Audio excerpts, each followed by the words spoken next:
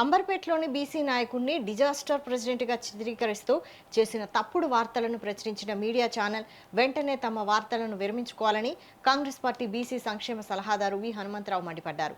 ఆ వ్యాఖ్యలను వెంటనే విరమించుకోవాలని, దీనిపై మీడియా కమిషన్ అధ్యక్షునికి విహెచ్ ఫిర్యాదు చేసి తప్పుడు వార్తలు ప్రచురించిన మీడియాపై చర్యలు తీసుకోవాలని వినతిపత్రం సమర్పిస్తామని ఆయన తెలిపారు. ఇలాంటి తప్పుడు వార్తలను ప్రచురించడం వల్ల ప్రజల్లో ఒక తప్పుడు సంకేతం వెళ్తుందని మండిపడ్డారు. ఏది ఏమైనా ఇలాంటి తప్పుడు వార్తలు సృష్టించిన మీడియా తమ వార్తలను వెనక్కి తీసుకోవాలని కోరారు.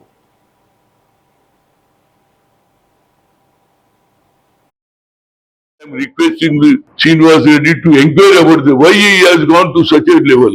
How he can file in anybody's life. ఒక ఇమేజ్ వేయడానికి వస్తుందండి.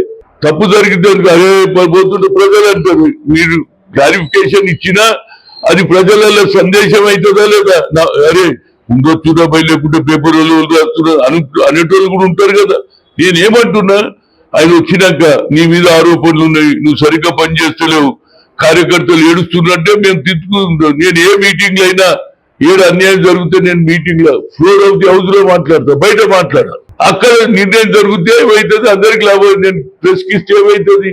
అరే కాంగ్రెస్ తోటే తిట్టుకుంటున్నారా అనేది advantage to the opposition party అవుతుందా లేదా? అందుగురించి నేను ఎప్పుడు ఇప్పటికన్నా ఆయన ఇది స్టోరీ ఆపేసి పొద్దుటి నుంచి నడిపిస్తున్నాడు. ఆయన దానికి ఇద్దరు యాంకర్లు, ఆయన ఏదో చెప్తున్నాడు స్టోరీ, ఈయన ఏదో చెప్తున్నాడు.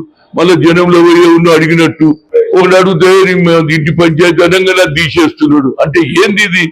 దీని వెనకాల ఎవరు ఉన్నారు? And what way they are exposing the present president. ఆయన ఇమేజ్ ఎందుకు